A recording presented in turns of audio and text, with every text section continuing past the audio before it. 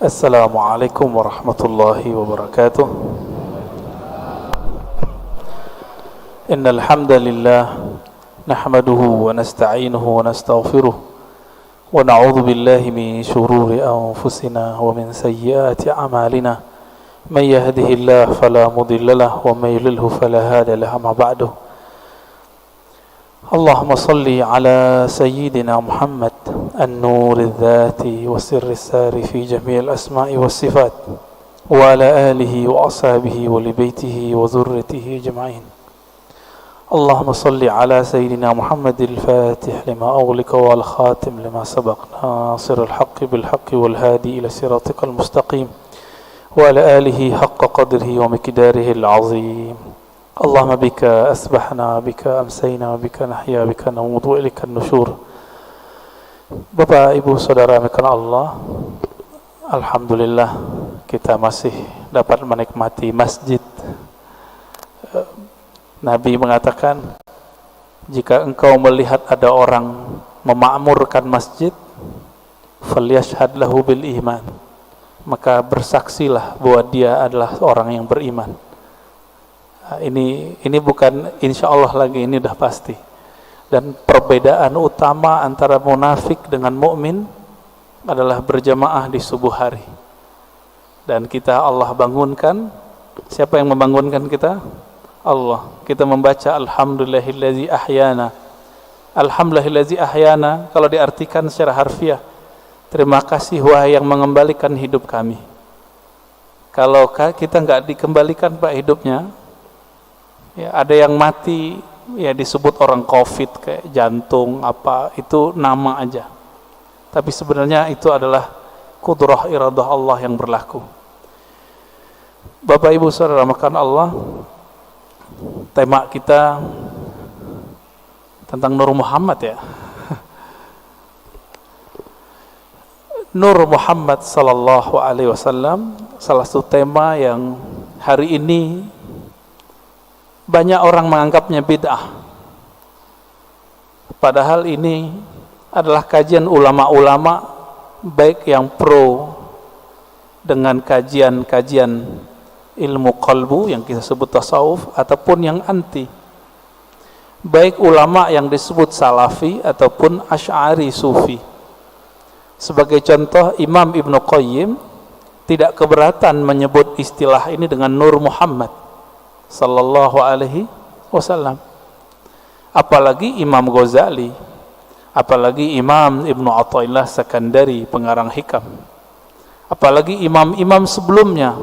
Ada seorang imam yang lebih awal semasa dengan Bukhari dan Muslim bernama Al-Imam Al-Hafiz Al-Hakim At-Tirmidzi. Jadi ada dua Tirmizi. Imam Tirmizi pengarang Sunan Tirmizi. Sunan Tirmizi itu nama asli kitabnya Al-Jami' As-Sahih, kumpulan hadis sahih menurut Imam Tirmizi. Tapi nama kecil beliau ya Abu Isa, nama kunyahnya, panggilannya. Ada Tirmizi kedua, ahli hadis, ahli qalbu, bernama Al-Hakim At-Tirmizi. Sekampung semua mereka. Beliaulah yang mengemukakan istilah ini di kalangan ahli hadis. Istilah Nur Muhammad sallallahu alaihi wasallam. Bapak Ibu Saudara makan Allah, masih ingat guru-guru kita dulu sering baca ayat alastu bi rabbikum qalu bala syahidna. Masih ingat ya? Jadi Allah bertanya kepada semua ruh, wahai semua ruh, bukankah aku Rabb kalian? Lalu Imam Ibnu Katsir, murid Ibnu Taimiyah dan Ibnu Qayyim, murid Imam Salafi, mengatakan dalam sebuah riwayat yang dia nukil bahwa yang pertama menjawab itu adalah ruh Nabi Muhammad sallallahu alaihi wasallam. Ruh Nabi Muhammad ini disebutlah Nur Muhammad sallallahu alaihi wasallam. Masih ingat juga ulama kita mungkin waktu khutbah kemarin Habib Ges membacakan ayatnya, wa ma arsalnaka, tidaklah kami mengutus engkau hai Muhammad kecuali untuk apa? Rahmatan lil alamin, sebagai rahmat bagi sekalian alam. Bapak Ibu yang dimuliakan Allah, dalam hadis Imam Muslim ayat ini dijelaskan apa makna rahmat, siapakah rahmat itu, berapa jumlah rahmat itu. Ternyata dalam hadis Imam Muslim gamblang sekali, inna lillahi mi'ata rahmatin, Allah mempunyai, menciptakan 100 rahmat. Satu Allah ciptakan untuk dunia dari awal penciptaan makhluk di dunia sampai nanti kiamat. 99 di akhirat. Inilah makna hadis Nabi. Beliau mengatakan setiap nabi ada punya doa mustajab. Tetapi aku, kata beliau, khaba'tu, aku menyimpan dan menginvestasikan doaku supaya tidak dikabulkan di sini, tapi dikabulkan nanti di sana, di akhirat. Nabi Muhammad yang disebut rahmat bagi alam semesta, ternyata pancarannya bisa 100. Tadi hadisnya berapa? Sesungguhnya Allah menciptakan rahmat 100 macam rahmat. Jadi dari dulu sebelum Nabi Adam dicipta, langit bumi dibuat, itu baru satu rahmat sampai kiamat. Suatu kali Nabi Adam duduk sendiri kesepian, Pak.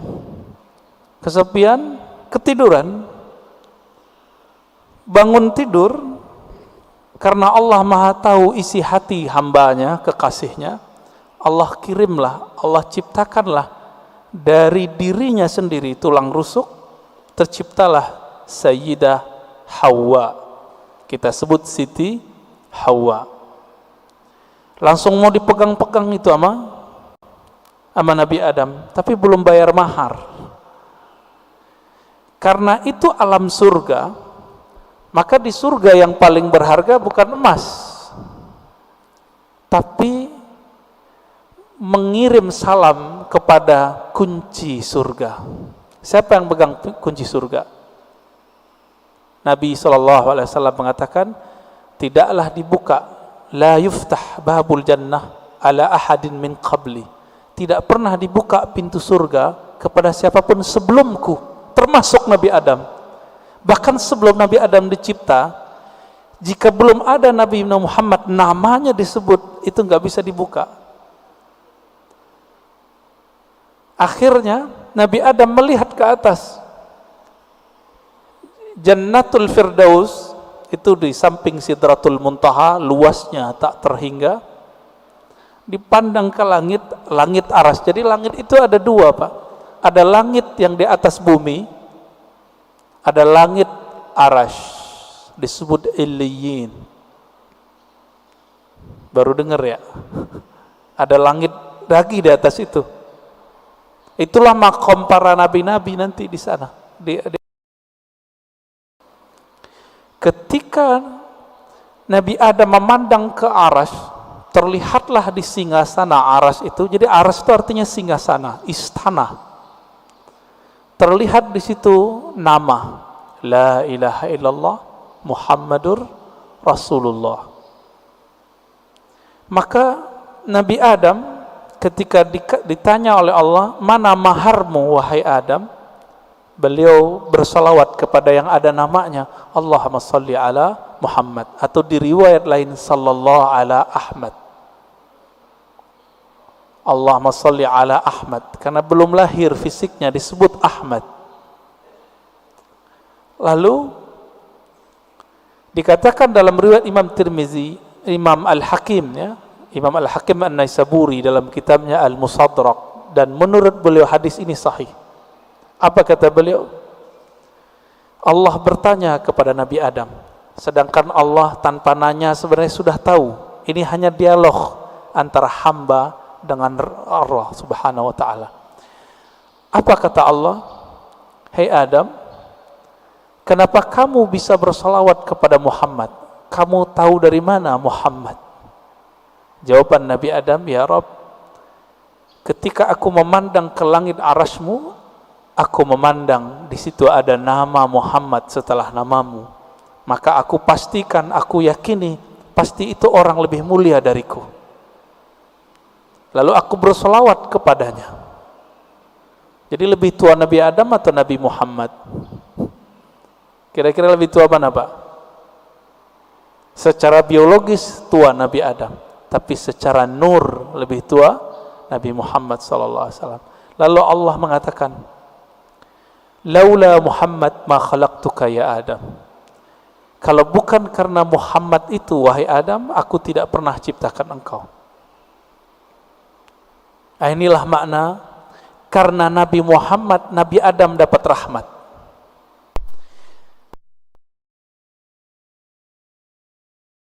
Kalau bukanlah karena salawat beliau kepada Nabi Muhammad, itu tidak sah pernikahannya dan beliau tidak dibolehkan menyentuh Sayyidatuna Hawa. Tidak ada kita hari ini. Jadi faham kenapa kita harus salawat Bapak Ibu? Kalau kita faham ini, nggak mungkin salawat dikit, pasti salawatnya banyak. Berapa Pak salawatnya tiap hari Pak? 5 kali gitu ya, 5 waktu. Nah itu mah pelit itu. Orang-orang yang nanti paling gampang mengakses rahmatnya Nabi Muhammad SAW, itu orang yang paling banyak berselawat kepada Nabi SAW. Ya. Jadi Nabi mengatakan, orang yang paling dekat kepadaku, aksarukum salatan alayya, yang paling banyak menyampaikan salam dan salawat kepadaku. Itu sebabnya ulama kita, guru-guru kita yang saleh, wali-wali Allah mulia, itu kalau salat tiap hari ada yang 313 minimal. Sallallahu ala Muhammad, sallallahu ala Muhammad. Ada yang 500, ada yang 700, ada yang 1000. Itu bukan pembatasan. Ini mereka mendisiplinkan dirinya sendiri, minimal aku zikir sekian.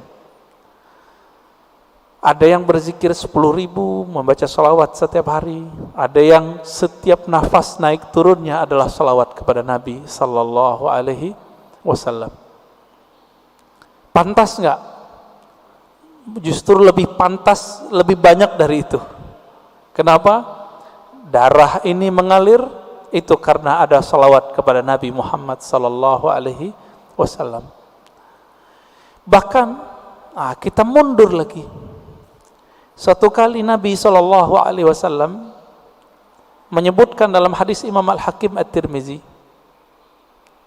ketika orang menganggap Adamlah orang pertama, maka Nabi tegur orang-orang itu dengan hadis yang diringkas oleh Imam Al-Hakim At-Tirmizi dan Imam Al-Hakim, kemudian juga Imam Abu Nuaim dan lain-lain ya.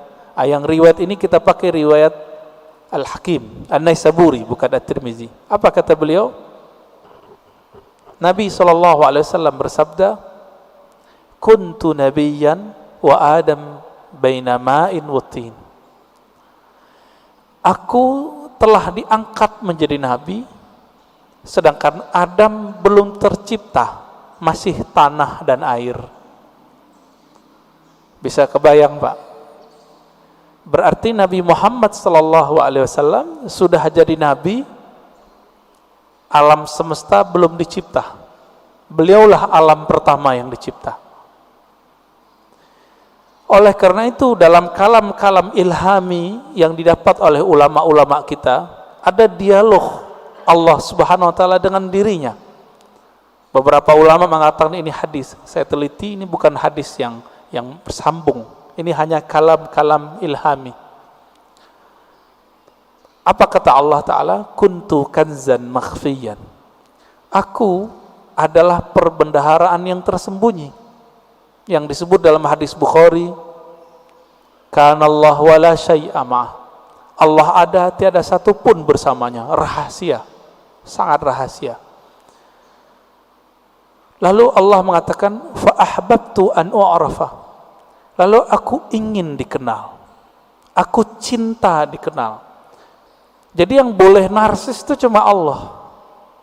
Yang boleh suka popularitas itu cuma Allah. Karena Allah punya rahasia disebut kanz, kanzan makhfiyan. Aku ingin dikenal, fa khalaqtul khalqa, aku ciptakanlah makhluk. Siapa makhluk pertama? Allah ciptakanlah apa yang kita sebut dengan tiupan pertamanya. Allah meniup.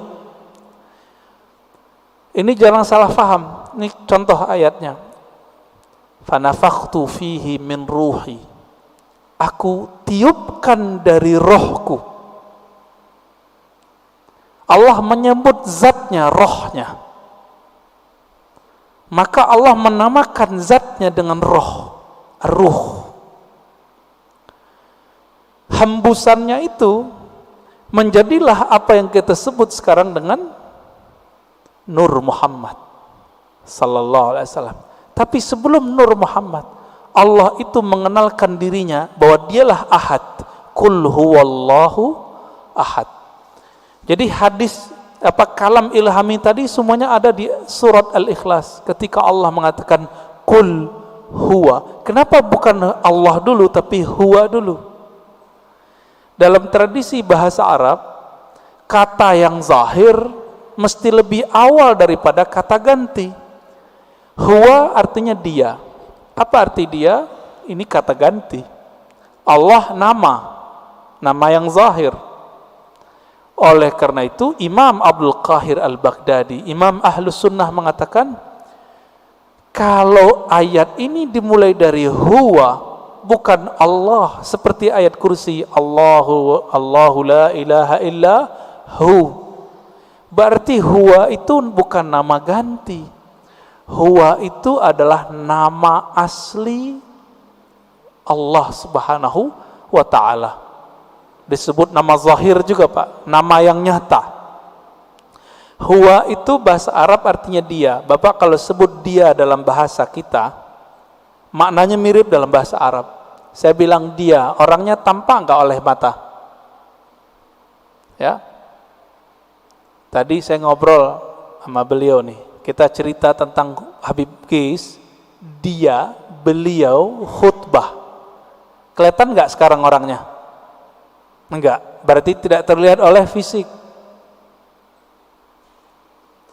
Maksud dari kata dia, Allah itu tidak bisa dicapai oleh pandangan fisik, pendengaran fisik, semua yang berkaitan dengan indrawi. Itulah makna huwa.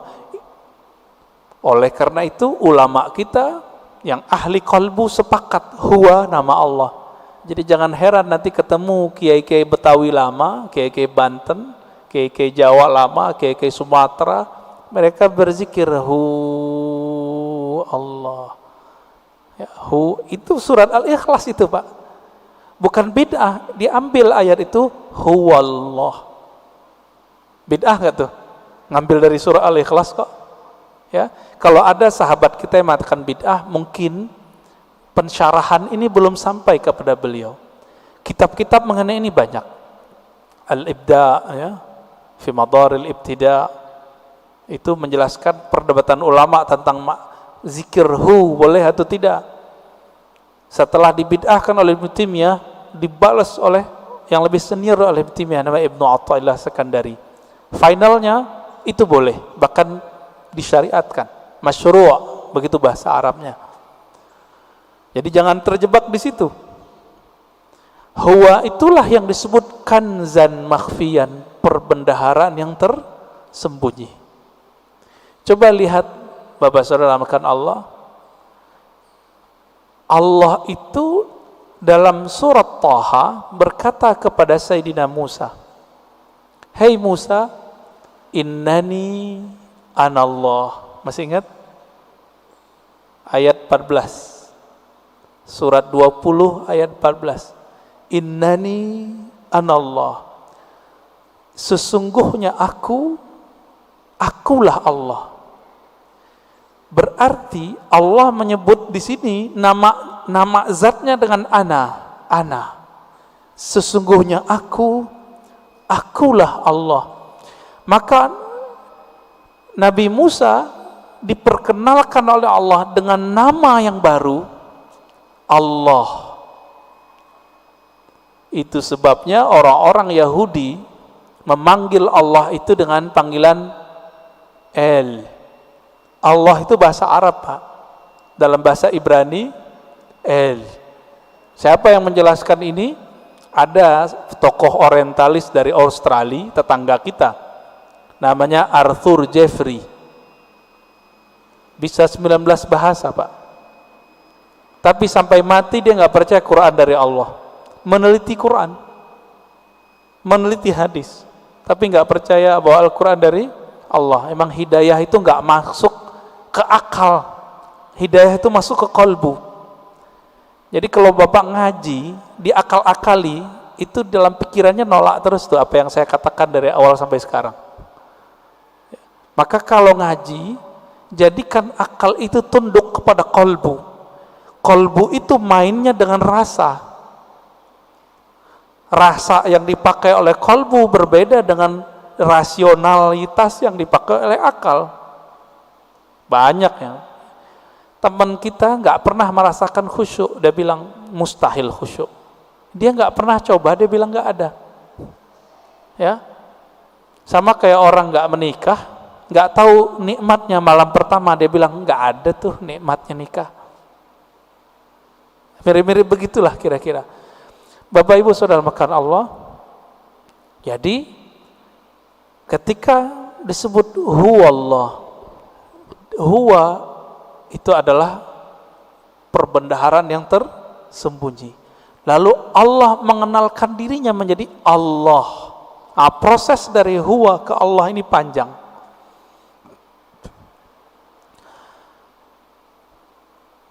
Karena Allah ingin dikenal, maka Allah meniupkan dari ruhnya. Tiupan inilah yang disebut dengan tiupan yang bernama Ahmad.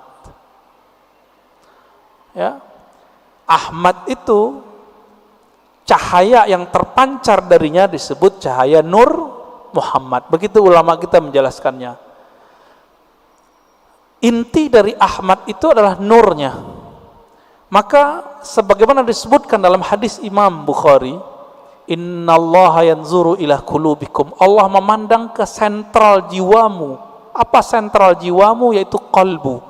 Kalbunya Ahmad adalah Nur Muhammad. Maka Allah pandanglah Nur itu. Pernah enggak Bapak Ibu saudara makan Allah, waktu dulu kita sekolah, kita dipelototin oleh guru kita? Keringetan enggak? Keringetan ya? Atau kita baru jatuh cinta dengan seseorang, terus kita dipelototin nama dia. Beradu mata, keringat dingin, Pak. Yang pernah jatuh cinta. Ya, mau jatuh cinta lagi enggak, Pak? Ya, jatuh cinta tuh enak tapi capek. Ya, capek di jantung itu. Deg-degan terus, ya. Tapi enak, Pak ya. Kayaknya mau coba lagi nih.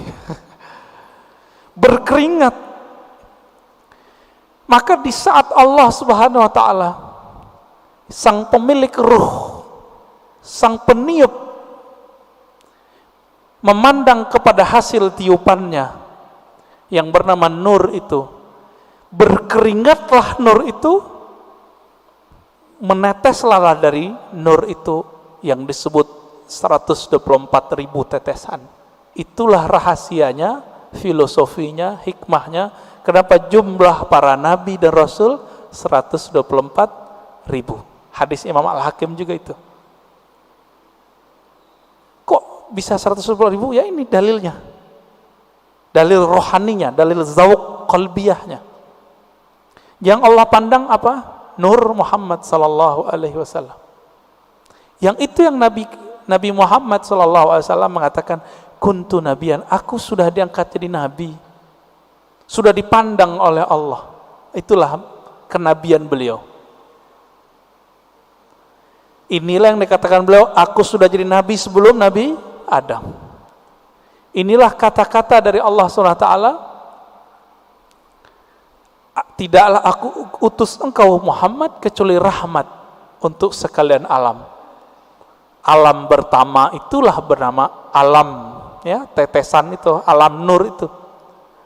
Dan kabar gembiranya Bapak Ibu yang melakukan Allah, saudara, semoga kita termasuk bagian ini ya. 124.000 itu kan semua semua nabi dan rasul. Karena Nabi Muhammad mengatakan la nabiyya ba'di, tiada nabi lagi setelahku. 124.000 itu masih ada enggak? Masih. Tapi pangkatnya sekarang bukan seorang nabi.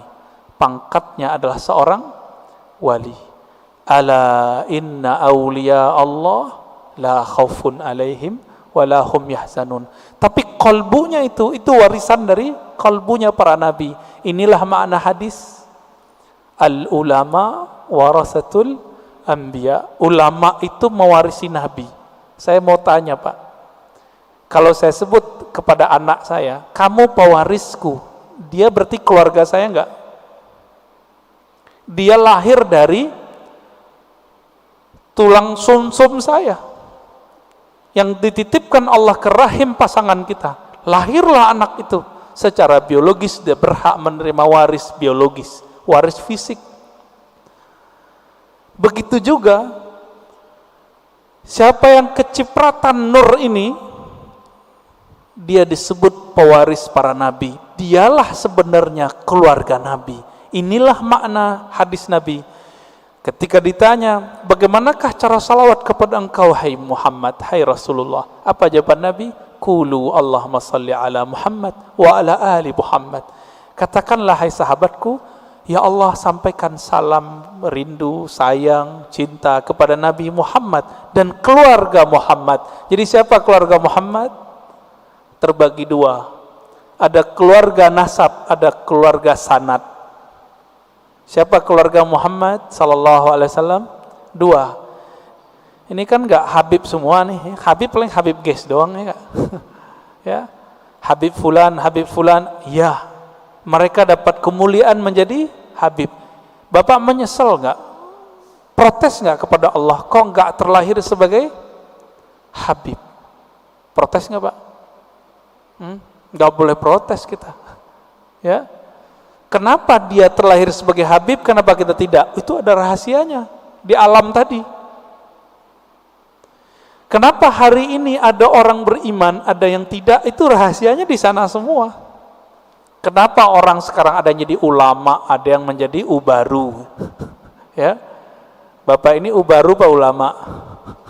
Ubaru ya, ubannya baru tumbuh maksudnya. Kenapa? Itu rahasianya di sana semua. Di sana semua Pak. Ketika Allah memandang kepada Ahmad Nur Muhammad ini, yang dipandangkan nurnya. Nur ini kalau menetes ke dalam kalbu kita, makanya orang-orang ini akan rindu kepada Nabi Muhammad sallallahu alaihi wasallam. Akan rindu kepada yang meniupkan roh Nabi Muhammad sallallahu alaihi wasallam. Kerinduan ini yang tak terhingga, ya, nggak ada habis-habisnya itu. Inilah makna dari surat Zariyat, wa ma khalaqtul jinna wal insa illa liya'budun. Biasa orang terjemahkan nggak ada efeknya Pak. Apa terjemahan biasa? Tiadalah aku ciptakan jin dan manusia kecuali untuk menyembahku. Wah, itu mah biasa terjemahannya. Kita terusin. Menyembah itu artinya menjadikan diri kita budaknya. Menjadikan diri kita manut kepadanya. Bapak, maukah mengikuti seseorang yang kita nggak kenal dia? Mau nggak? Mau nggak? Nggak mau. Kenapa kita nggak mau? Ya, gue nggak kenal, ngapain ikut kan gitu. Yang saya ikuti, yang saya kenal bahwa dia mempunyai wibawa kepemimpinan, wibawa apa tertentu lah. Kalau nggak kenal, untuk apa? Maka makna liya'budun, tidak aku ciptakan jin dan manusia kecuali untuk menyembahku. Ibnu Abbas, ini saya sering sampaikan, mengatakan ya'budun artinya mengenal aku. tidaklah aku ciptakan engkau jin dan manusia kecuali untuk mengenal aku. Orang kalau kenal Nabi Muhammad baru mencintai Nabi Muhammad. Orang kalau kenal Rabbu Muhammad, pencipta Nabi Muhammad, baru menyembah Allah Subhanahu wa ta'ala.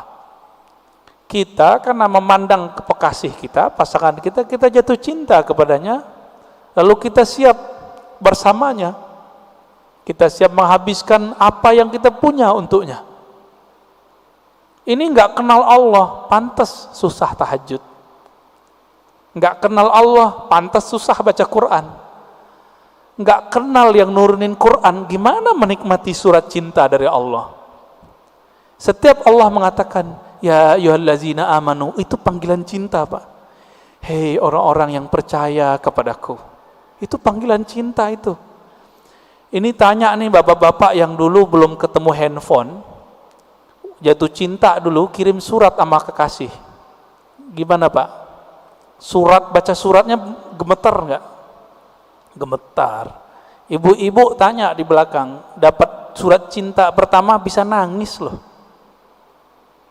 Disimpan rapi-rapi di lemari. Kalau supaya nggak ketahuan sama orang tua, disimpan ya di bagian tertentu. Nggak bisa juga, kata Ustadz kita, disimpan di hati, Ustadz. Ya, begitu. Kalau kita bisa menghargai surat cinta dari kekasih fisik, kekasih biologis, sedemikian rupa, kenapa tidak bisa menghargai surat cinta ini melebihi itu? Ini kan aneh. Berarti nggak kenal kepada yang mengirim surat cinta. Karena tidak kenal, apa yang terjadi? Kita meremehkan surat itu. Bapak Ibu Saudara makan Allah, ini baru sekelumit kita cerita tentang Nur Muhammad sallallahu alaihi wasallam. Nah, Bapak itu dapat tuh pancarannya, makanya bisa sholat subuh di sini, mau bangun, dapat kepercik, Pak. Cuma kepercik bagian keberapa saya nggak tahu. Itu yang ahli Nabi Muhammad dan pewaris Nabi Muhammad yang paling utuh, yang disebut Al-Imam Al-Mahdi. Hanya beliau berdua lah yang mengerti. Ini nih kita pancaran keberapa ini? Kalau emang ada, kalau enggak zombie, Pak. Zombie, Bapak tahu zombie? Nah, ini yang disebut khawarij di zaman Rasulullah. Dia sholat sama kita tapi ganasnya bukan main. Ya, beda sama dia kafir. Ya, beda dengan amalannya musyrik. Berpakaian agama, tapi Nabi mengatakan Al-Quran yang dia baca tidak tembus sampai ke dadanya. Gak dapat nur deh. Gak dapat nur.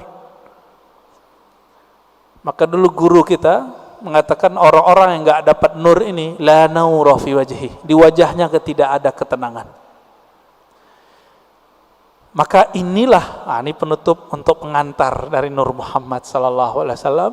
Nabi berdoa. Dalam hadis Imam Muslim itu dibaca ketika mau berangkat dari masjid, dari rumah ke masjid, atau dibaca saat sujud salat sunat. Allahumma ja'al fi qalbi nura. Ya Allah, tumpahkanlah nurmu ke dalam kalbuku. Wa fi sam'i nura, ke dalam pandanganku. Wa fi pendengaranku, ya, basari, pandanganku. Dagingku, tulangku, darahku, di depanku, di belakangku, kanan kiriku, atasku, dan bawahku. Artinya kelilingilah kami dengan nur. Amalkan itu, Pak, nggak usah pakai bahasa Arab. Kalau hafal bahasa Arab, alhamdulillah. Ketika berangkat dari rumah ke masjid, mau pakai motor, mau jalan kaki, lebih afdol kalau masih di komplek ini jalan kaki. Karena setiap langkah itu bumi ngomong. Cuma Bapak kan nggak dengar. Kalau Bapak dengar nggak jadi berangkat ke masjid, dikira hantu. Apa kata si bumi? Si tanah ini mengatakan ke tanah di sampingnya, saksikan wahai tanah di sampingku, aku sedang diinjak oleh orang punya nur. Dan ini dikatakan dalam banyak hadis Nabi SAW. Aku diinjak oleh orang yang berzikir kepada Allah, yang ingin berangkat ke masjid-masjid Allah Subhanahu wa ta'ala. beruntunglah rumah yang dijadikan masjid Allah, beruntunglah tanah-tanah yang diinjak oleh orang-orang yang menjadi hamba Allah.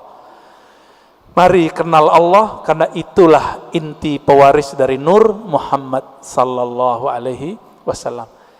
Udah 40 menit, Ustaz. Udah, tadi dipesenin belum 40 menit ya. Tafadhal.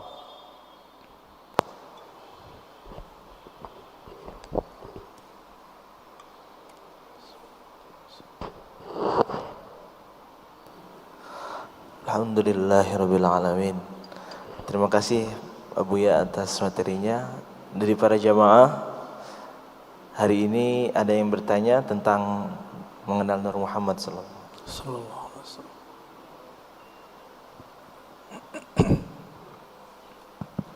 Bismillahirrahmanirrahim. Assalamualaikum warahmatullahi wabarakatuh. Waalaikumsalam warahmatullahi wabarakatuh.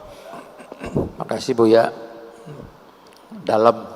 Alhamdulillah. Cukup dalam, Ustaz. Alhamdulillah. Ini kajian seperti ini menurut hemat saya jarang, Ustaz ya. Alhamdulillah. Ini juga Ustaz juga, saya barusan bicara sama dia, memang kalau dakwah itu macam-macam, Ustaz ya. Ada penyemangat, nah, macam Buya ini kan dalam ini.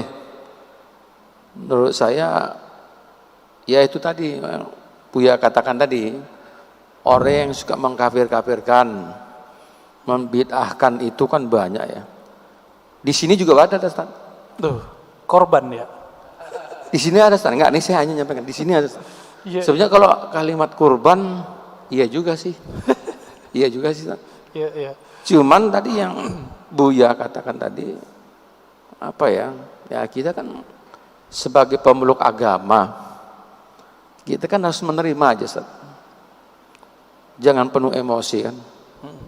Karena kadang-kadang kalau kita balas lagi kan kurang baik. Ya. Ya apalagi ya, seperti saya kan orang sudah berumur juga, Ustaz ya. Jadi ya cukuplah mengangguk-angguk kepala.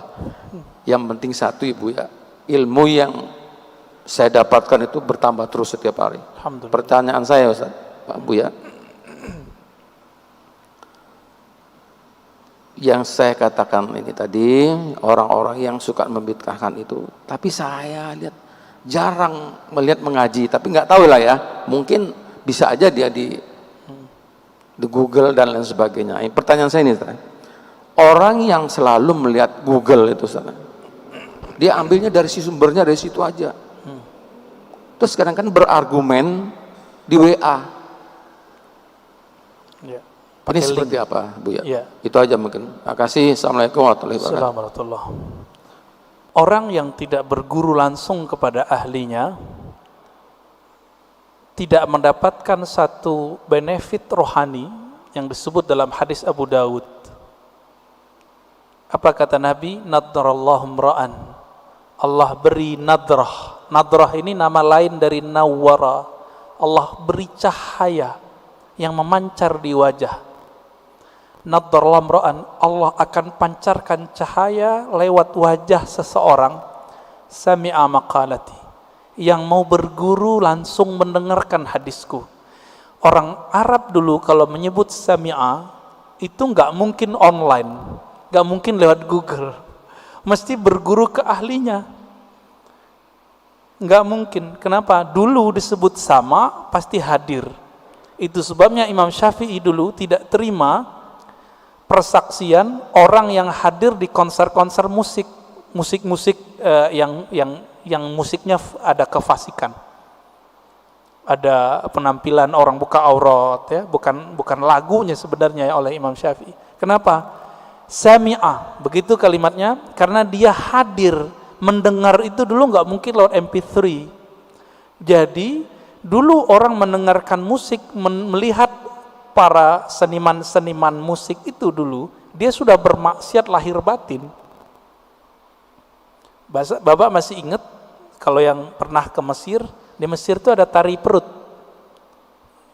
kebuka, ditonton itu Pak.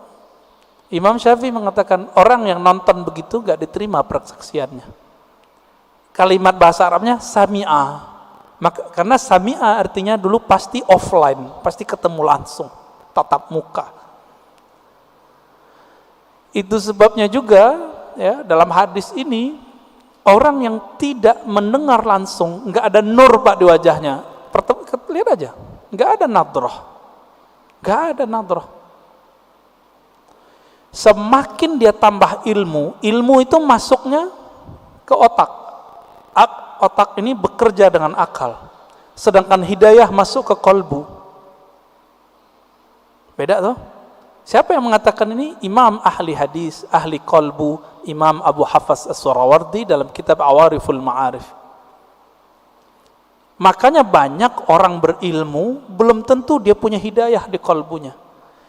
Kalau itu yang terjadi, tambah ilmu, tambah sombong.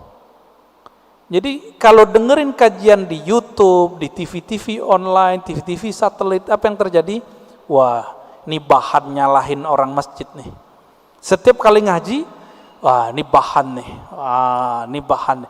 Ketika dapat link-link di Google, link-link di YouTube, wah share di grup, ini bisa untuk membantah bid'ah yang ada di masjid. Jadi niatnya selalu untuk orang, bantah orang, bantah orang, bantah orang. Yang suka bantah dari dulu siapa? Dari semenjak alam semesta dicipta. Iblis. Ya? Yang suka bantah itu iblis, Pak. Yang suka bantah itu iblis. Makanya Nabi SAW mengatakan, ketika ada orang membantah Nabi, i'dil ya Muhammad, ittaqillah ya Muhammad. Muhammad, kamu berbuat adil lah. Loh, ada orang berani ngomong ke Nabi, engkau bertakwalah hai Muhammad, berbuat adil hai Muhammad. Apa kata Nabi? Akan muncul dari orang ini, akan muncul dari kelompok dia, sekelompok orang yang jika baca Quran dan Sunnah, padahal dia lancar baca Quran dan Sunnah, link-linknya lancar Pak, tapi tidak tembus imannya ke dalam kalbunya. Fa idza laqitumuhum faqtuluhum. Wah, ini yang berat ini. Jika engkau bertemu mereka, maka kalimatnya gimana cara terjemahan ini Ustaz? Faqtuluhum, bunuh mereka. Loh, berat. Oh, ternyata ini hadis namanya hadisul qadha. Hadis mahkamah pengadilan. Jika diperintahkan oleh pimpinan negara kita perangi orang itu, kita wajib perangi. Sama dengan hadis mengenai penghina Rasulullah. Jika itu ditetapkan oleh pemimpin, boleh, baru boleh, nggak boleh ustadz yang mengatakan. Jadi misalnya nih bapak nih kan dapat meme sekarang, aku penggal lehermu wahai penghina Nabi. Itu orang jahil, nggak boleh ngomong begitu. Kenapa? Hadis mengenai memenggal, membunuh orang penghina Rasulullah SAW, hadisnya cuma hasan. Dan ini bertentangan dengan kisah Nabi waktu di Taif. Nabi dihina, bukan lagi dibuat gambarnya, dihina, dilempar di Taif. Apa kata Nabi? Hancurkan Taif atau selamatkan Taif? Selamatkan ya Allah, semoga keturunan mereka beriman kepadaku. Jibril datang, apa kata Jibril? Ya Muhammad, maukah engkau aku hancurkan negeri Taif? Satu kali tiup, satu kali kibas, habis Taif Pak. Karena Jibril punya sayap, sayapnya dibuka, ketutup langit dan bumi. Tinggal dikibas. Tapi Nabi Muhammad bilang apa? Di sini saya tahu, tambah mengenal sosok Nabi Muhammad, ternyata beliau lebih berkualitas tinggi dibandingkan Jibril. Apa kata Nabi Muhammad? La ya Jibril, enggak boleh ya Jibril. Kenapa? Nabi Muhammad itu induk alam semesta. Karena beliaulah Adam ada, alam ini ada. Kalau seorang ibu, maukah anaknya dibunuh?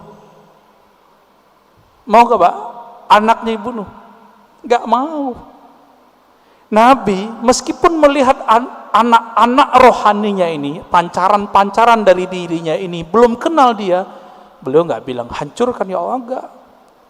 Itulah orang tua sejati, orang tua rohani Nabi Muhammad SAW. Ya, Jibril nggak sabar Pak, pantas toh Jibril nggak jadi nabi di sini. Ya, udah mulai faham siapa Nabi Muhammad SAW. Maka saya tanya kepada orang yang ingin manggal pembuat karikatur Nabi, ente jangan kira saya tidak emosi. Saya emosi dengan orang yang buat karikatur Nabi. Bahkan yang bilang orang tua Nabi di neraka aja mau saya bunuh. Tapi kita nggak boleh membunuhnya. Kenapa? Seandainya itu ada di depan Nabi, Nabi tidak akan membunuh mereka. Nabi hanya akan mendoakan mereka. Jadi jangan beragama dengan emosi, dengan hawa, dengan syahwat. Beragamalah dengan nur itu. Saya kalau tiap bahas tentang itu Pak, suara naik. Tapi kolbu bilang turunin lagi, turunin lagi. Ada ustadz bilang orang tua Nabi masuk neraka. Waduh, kebakar kita Pak. Apalagi yang keturunan Rasulullah kayak Habib Ges, Habib Lutfi, Habib. Perasaannya gimana Pak? Kakek ente masuk neraka gitu. Anak neraka, cucu neraka. Kira-kira gimana? Nggak punya perasaan mereka itu. Oh, hadisnya sahih. Iya, ini hadis sahih secara sanad, matannya tidak. Ilmu hadis itu bukan hanya ilmu tahu ini sahih tidak sahih, tapi juga ilmu tentang matannya. Ilmu matan hadis, wajib belajar akidah. Maka ciri-ciri orang yang menyimpang dari ahlus sunnah, membaca hadis tidak dengan kaidah akidah ahlus sunnah, fikih ahlus sunnah, dan ilmu tasawuf ahlus sunnah. Menyimpang dari itu, jadinya kayak mereka itu. Kurang ajar sama Rasulullah Sallallahu Alaihi Wasallam. Gimana Tad? Udah Tad? Baik. Bismillahirrahmanirrahim. Ustaz, kita tanyakan dari akun YouTube An-Nabawi TV Ustaz. Jadi ada yang menyimak sekitar 70 situs yang nyimak streaming ini. Ada yang bertanya, Buya, bagaimana kiat dan syarat supaya kita mendapatkan syafaat Rasulullah Sallallahu Alaihi Wasallam?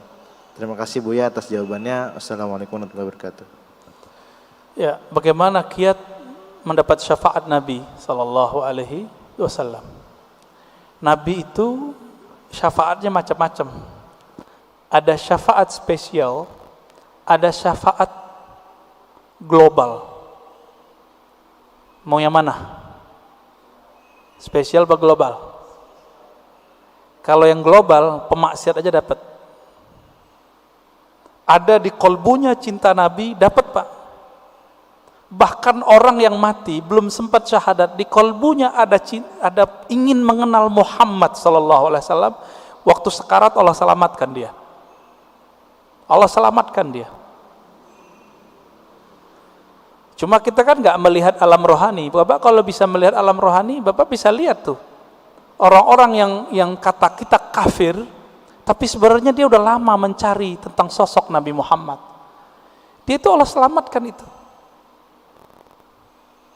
Ya, ada orang yang pakar di sini, bisa pulang pergi Pak ke alam itu. Cuma kita nggak boleh buka rahasia ini rahasia Allah Subhanahu wa Ta'ala. Itu syafaat yang global. Apa kata Nabi? Syafaati li ahlil kabair min ummati. Hadis ini sahih. Pertolonganku juga didapatkan oleh orang-orang yang bermaksiat, bahkan kabair, dosa terbesar. Sebutkan dosa paling besar Pak di dunia selain syirik, dia dapat. Jadi kalau dosa aja bisa, apalagi cuma beda faham sama kawan, cuma karena beda faham hilang rahmat Allah bagi kita. Ya, langsung jadi ahli nar karena cuma bid'ah.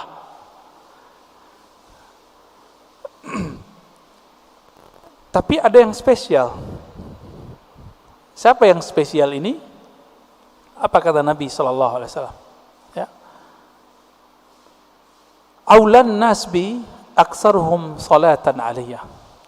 Orang yang paling spesial nanti di sampingku, yang aku cari mereka nanti adalah mereka-mereka yang paling banyak menyampaikan salam dan salawat kepadaku.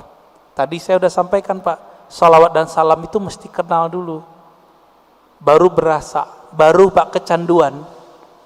Kalau kita udah senang sama seseorang, kita telepon terus, kita tanya kabarnya. Ya, itu dia. Maka bersolawatlah kepadanya. A'rif nabiyyak summa salli wa sallim alaih. Kenali nabimu, lalu salawat dan salamlah kepadanya. Itulah hakikat daripada mengikuti Nabi sallallahu alaihi wasallam. Pasti banyak. Dan ini jaminannya Rasulullah, bukan Ar-Razi, ya.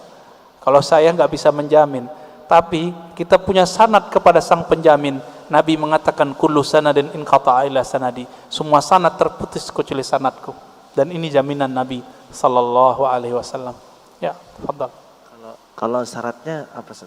Syarat kan tadi ada kiat dan syarat. Kalau syaratnya? Syaratnya Nabi mengatakan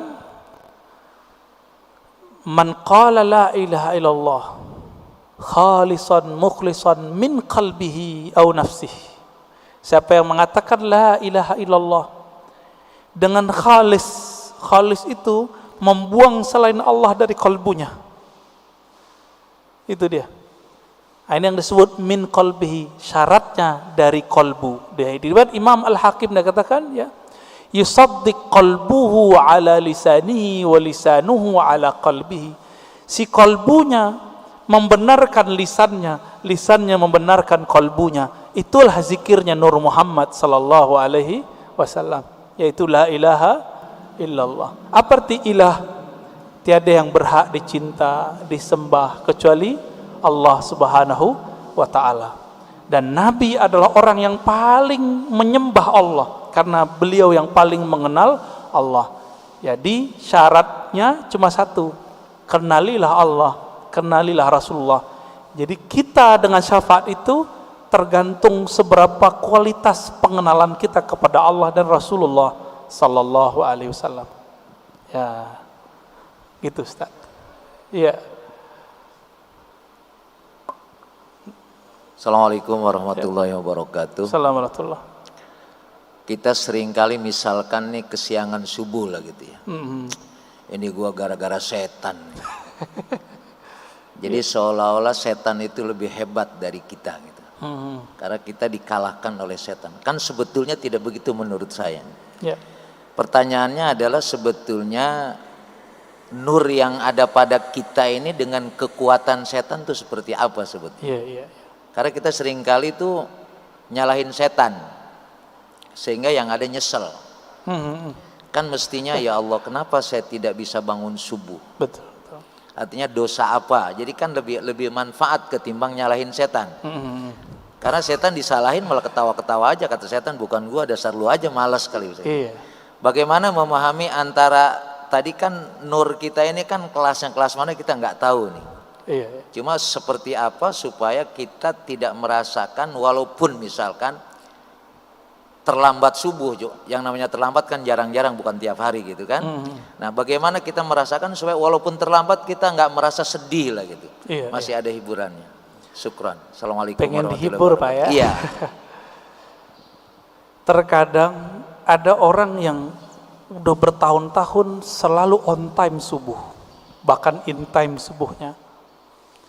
Terbersit di hatinya, kayaknya di komplek ini aku yang paling beriman, aku yang paling soleh. Allah karena sayang sama orang ini nggak dikembalikan rohnya ketika azan, supaya ketika bangun kesiangan dia mengatakan, ya Allah, ternyata inilah yang dirasakan oleh tetanggaku yang tidak bangun subuh. Berarti alarmku tidak berefek, doa-doaku tidak bekerja. Ini adalah mutlak pemberianmu. Di situ dia bersyukur Pak. Setiap hari besok dia mengatakan, ya Allah tolong bangunkan aku. Jadi ada perasaan harap-harap cemas yang buat dia merasa dirinya merasa hina di hadapan Allah. Inilah makna hadis qudsi, hadis sahih. Apa kata Allah? Ya ibadi, fa illam tuznibu. Hai hambaku, jika engkau tidak merasa berdosa, tidak merasa hina di hadapanku, tidak merasa lemah di hadapanku, aku akan datangkan generasi baru yang mereka merasa berdosa. Jadi dosa itu merasa apa enggak itu aja. Banyak orang berdosa apa enggak merasa. Lalu mereka minta ampun kepadaku, lalu aku ampuni mereka. Untung Pak, ketika bertahun-tahun on time, ada perasaan itu. Karena ada sebuah hadis Ini hadis bukan untuk orang tapi untuk kita. Apa kata Nabi? 2 solat yang berat bagi orang munafik, yaitu al-isya was subuh. Isya dan subuh, hadis Bukhari. Akhirnya setan bilang, tuh tetanggamu munafik loh. Jadi setan ini jangan salah Pak, setan itu pernah berdebat dengan Allah. Jadi ilmunya tinggi. Ilmunya tinggi. Nggak cukup dengan ilmu-ilmu kita yang standar. Bapak ini misalnya udah jadi kiai, itu setannya punya ilmu di atas kiai itu. Lalu gimana? Kita harus punya perangkat senjata yang bisa menaklukkan itu. Masih ingat kisah Nabi Musa? Nabi Musa didatangi, hadis Sahih Bukhari, didatangi oleh Adam. Saya pernah cerita di sini kalau nggak salah. Oh belum kali ya, ini kan baru yang kedua ya. Apa kata iblis? Hei Musa, ente kan kalimullah, orang yang dialog dengan Allah. Ya, bilang dong ke Allah, aku mau tobat nih. Iblis pernah kepikiran mau tobat, karena iblis udah ditunjukin neraka itu kayak gimana Pak. Iblis loh ya. Jadi iblis aja kepikiran mau tobat, masa orang maksiat gak pikiran tobat? Lalu apa kata Musa? Bertanya Musa kepada Allah, lalu Allah sampaikan kepada Musa, sampaikan itu kepada iblis. Ya? Hei iblis, apa? Jika engkau ingin tobat, maka revisilah pembangkanganmu itu. Gimana cara merevisi pembangkangannya? Tuh di sono tuh ada kuburan Adam, kakekku, tolong sujud kepadanya. Kira-kira jawaban iblis apa Pak? Ogah gua. Dia hidup juga nggak mau sujud, apalagi udah bawa tanah. Tambah kufur Pak. Inilah pribadi iblis. Jadi orang-orang yang iblisiyah ini, pewaris iblis, ngaji bukan nambah iman, nambah kufur. Ngaji bukan nambah rendah hati, nambah sombong. Apa kata si iblis waktu Nabi Adam masih hidup? Ana khairum minhu. Aneh kan lebih baik dari dia. Jadi kalau kita berani nih ngomong, Bapak mau ahlus sunnah, mau nggak ahlus sunnah? Bapak ini udah ngaku ahlus sunnah, terus merasa lebih baik daripada orang yang nyala-nyalain. Iblis juga itu. Jadi kita nggak boleh merasa itu meskipun kita benar. Ini yang dimaksud oleh Nabi. Siapa yang berdebat, meskipun dia tahu dia benar, dia tinggalkan perdebatannya. Allah taruh dia di tengah-tengah surga. Wasatil jannah. Tapi dia tahu dia benar, orang ngajak debat, dia nggak mau debat. Kalau tadi udah debat duluan, maka Allah taruh dia di tempat paling tinggi, yaitu Firdaus. Kenapa? Karena debat itu adalah karakter iblis yang jahil kepada Allah. Dia memandang Nabi Muhammad Adam, tapi dia tidak kenal nur yang ada di wajah Nabi Adam. Nur apa itu? Nur Muhammad. Tiupan Allahu Ahad itu ada di wajah Nabi Adam. Iblis gak bisa lihat itu alim atau jahil. Yang ini gak akan bisa ditembus oleh iblis Pak. Iblis minta izin kepada Allah, ya Allah tolong izinkan aku mengakses kolbunya manusia. Apa kata Allah? Enggak diizinkan ente. Tapi ente punya cara. Tidak langsung. Caranya apa? Tajri majrad dam. Kamu diizinkan mengakses lewat darah, tapi nggak boleh langsung ke jantung, karena jantung berhubungan dengan kalbu. Tapi karena darah itu nanti mengalir, berputar di dalam kalbu, inilah orang kalau tidak membersihkan kalbunya menjadi kalbu iblis. Itulah yang nanti kalau dibiarkan Pak pribadi ini merasa lebih, nanti lama-lama dia berani nyalain orang, bahkan bunuh orang yang beda sama dia, bahkan ngebom orang yang beda faham sama dia. Nanti di akhir zaman, ini kan akhir zaman sudah, mereka akan menjadi tentara Dajjal. Inilah yang masuk dalam imajinasi para pembuat seniman-seniman itu, jadi zombie. Zombie itu adalah karakter dari atba'ud Dajjal. Nggak ada iman di kalbunya. Hati-hati Pak. Ya, maka pandanglah kalbu itu, bersihkan tiap hari. Jadi kalau mau istighfar nggak hanya istighfar zahir, istighfar kolbu. Kalau kita udah masuk istighfar kolbu, siapa aja ngomong kita dengerin, siapa yang ngajar kita dengerin. Khotibnya nggak menarik, tetap kita doain. Tapi kalau iblis bersarang di kolbu lewat darah itu, karena dia bisa menguasai darah di mata, dia akan bilang, khotib bodoh, gitu Pak. Mulai itu. Walaupun Bapak ini ahlu sunnah aswaja katanya, kolbunya sudah jadi kolbu setan. Jadi jangan heran banyak nanti dai-dai yang katanya berpakaian aswaja ahlu sunnah, tapi kolbunya sudah kolbu iblis. Apalagi yang bukan ahlus sunnah. Semoga Allah melindungi kolbu kita. Amin ya rabbal alamin. Ya. Khalas. Ya. Udah. Ya. Enggak tahu nih, terserah Pak antum aja deh.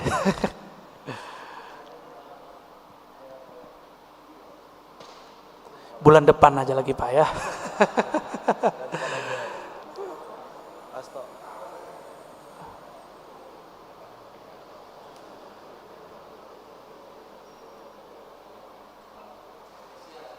Taib. Ini ashabul yamin ini ya. Orang kanan saya Pak. Nanti Bapak harus pindah ke sini Pak. Ya, Bismillahirrahmanirrahim. Assalamualaikum warahmatullahi wabarakatuh. Assalamualaikum warahmatullahi wabarakatuh. Ini pada waktu awal tadi Pak Ustadz menjelaskan atau mempertanyakan berapa kali sehari berselawat, terus ada orang bilang sekian puluh, terus lalu ya minimal ada yang 300, ada yang 1000, malah ada yang puluhan ribu. Nah, yang menjadi pertanyaan, sebetulnya kalau ada ustadz-ustadz pernah ceramah di sini ya, bahwa Allah itu sebetulnya tidak senang yang berlebih-lebihan. Itu yang pernah saya ingat. Terus yang kedua kali, kalau orang merasa, wah saya kalau selawat bisa sekian puluh ribu, itu kan menimbulkan kesombongan. Padahal sombong itu juga sebetulnya dilarang. Tunggu dulu Pak. Apa? Bapak tahu dari mana orangnya sombong? Lo kan misalkan dia pas kumpul-kumpul, wah misalkan ini apa namanya? Itu namanya suudzon, buruk sangka. Itu nggak boleh. Ya tapi dia kan terus menyombongkan diri, oh saya kuat sekian, misalkan kan itu kan menyombongkan diri. Belum tentu. Oh belum tentu. Ya ini kan namanya aja penilaian saya, karena itu suudzon namanya. Ya itu kan namanya kan berlebih-lebihan. Enggak. Terus itu misalnya karena asiknya berselawat, akhirnya dzikir la ilaha illallah itu lebih sedikit daripada selawatnya misalnya. Ini pertanyaan. Saya ingin penjelasan aja, bukan saya ini terus suudzon itu enggak, tapi ini kan kenyataannya kalau orang mengatakan oh saya kuat sekian, itu kan namanya sombong. Walaupun ini mungkin dari mata Ustadz, oh itu sampean suudzon, dia sebetulnya enggak sombong. Nah, walaupun memang enggak sombong ya, mungkin ya seolah-olah ada yang orang menilai wah dia sombong. Padahal ya hanya itu saja. Terima kasih. Assalamualaikum warahmatullahi wabarakatuh. Saya sudah 2 kali membacakan hadis di sini. Nabi berkata, yang paling dekat kepadaku, yang paling utama spesial nanti di akhirat, aktsarukum, coba terjemahin Pak, salatan alayya. Yang paling aktsar, yang paling berlebih, itu terjemahan harfiahnya Pak. Yang paling berlebih sholawatnya kepadaku. Berarti melebih-lebihkan angka boleh enggak? Itu disunnahkan, bukan bid'ah itu.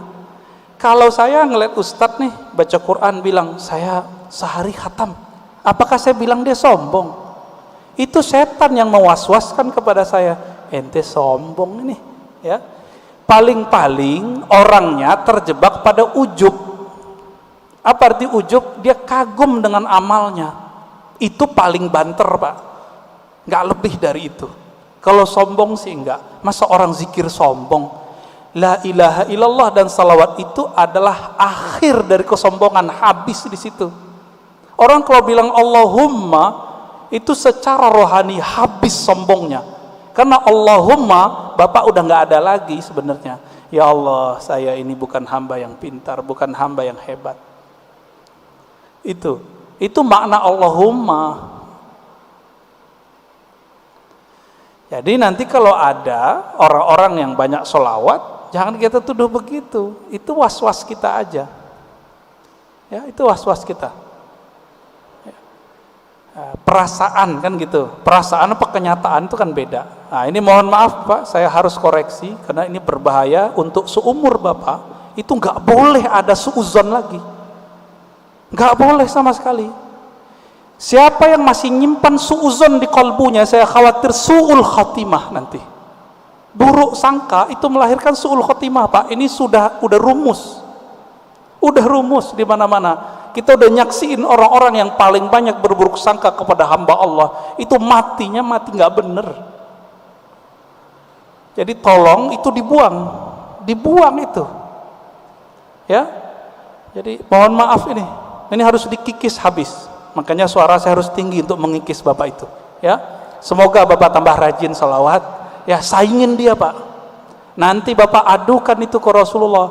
Rasulullah, menurut saya ini berlebihan. Nanti dijawab Nabi, Pak. Aulakum, yang paling utama dari kamu adalah yang paling berlebihan itu salawatnya kepadaku. Sampai datanglah Ubay bin Ka'ab kepada Nabi. Apa kata Ubay? Wahai Rasulullah, saya jadikan sholat kepada engkau cukup 1/4 ya. Apa kata Nabi? Ya boleh. Kalau setengah gimana? Boleh.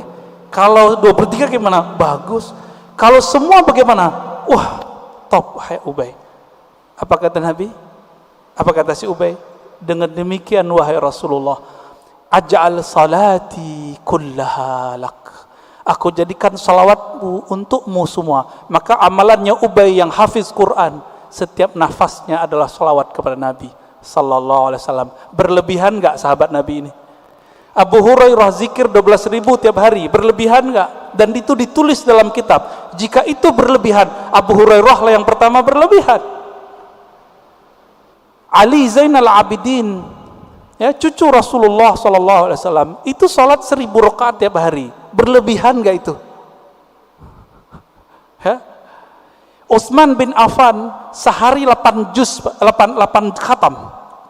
Gimana ceritanya tuh? Kita coba sehari paling bisa 2 khatam. Utsman bisa 8 kali khatam. Kecepatan otaknya di atas rata-rata itu, Pak. Coba tanya sama hafiz Quran, dia paling mengerti masalah itu. Cuma hafiz Quran yang mengerti 8 khatam bisa sehari. Saya udah ketemu sama orang begitu, jadi bisa paham. Dibantah sama teman kita waktu itu, Tat, ente berlebihan, sama kayak Bapak ngomong tadi. Bukannya dalam hadis Nabi melarang mengkhatamkan Quran kurang dari 3 hari. Artinya sehari 10 juz, 10 juz, 10 juz, 30 juz. Ini kalau ngomong fikih jadi kenceng lagi nih ya. Tuh pada ketawa tuh, Pak. Apa kata Nabi Shallallahu Alaihi Wasallam? Tidak paham Al-Quran orang yang khatam kurang dari 3 hari. Itu Nabi lagi ngomong sama siapa? Abdullah bin Amr Abdul As, anak muda. Maksudnya ente nggak paham kalau baca lebih banyak dari 10 juz tiap hari, ente gitu. Nabi nggak ngomong ke Utsman. Lebih mulia Utsman atau Abdullah bin Amr? Saya mau tanya, Pak. Utsman. Jadi ketika Nabi ngomong tidak faham Quran, orang yang mengkhatamkan kurang dari 3 hari, itu Nabi berarti nggak ngomong ke Utsman. Karena Utsman nggak mungkin pelaku berlebihan, nggak mungkin. Yang berlebihan yang haram itu adalah orang yang berlebihan dalam berdoa dan berlebihan dalam membelanjakan harta. Itu yang nggak boleh. Dua itu aja Pak. Adapun salawat, zikir, dan Quran, Bapak mau lebih-lebihkan, Allah belum cukup dengan itu. Ya, jadi tolong hati-hati dalam meletakkan persepsi kita. Jangan ditaruh itu sebagai standar kebenaran. Mohon maaf teguran saya begini karena saya sayang Bapak. Ya, saya sayang Bapak dan saya nggak mau Bapak mati husnul khotimah. Karena Bapak sudah rajin sholat subuh. Saya doakan semoga yang hadir, terutama Bapak yang bertanya, tambah cinta Rasulullah, tambah banyak salawat kepada Rasulullah. Allahumma ja'alna minal muhibbin. Ya Allah, jadikan kami orang yang sangat cinta kepada Nabi. Allahumma ja'alna minal muqsirina bi salati ala nabiyika. Ya Allah, jadikan kami orang yang paling banyak bersalawat kepada Nabimu sallallahu alaihi wasallam. Rabbana atina fid dunya hasanah wa fil akhirati hasanah wa qina adzabannar. Walhamdulillahi rabbil alamin. Sallallahu alaihi wasallam. Assalamualaikum warahmatullahi wabarakatuh. Waalaikumsalam warahmatullahi wabarakatuh.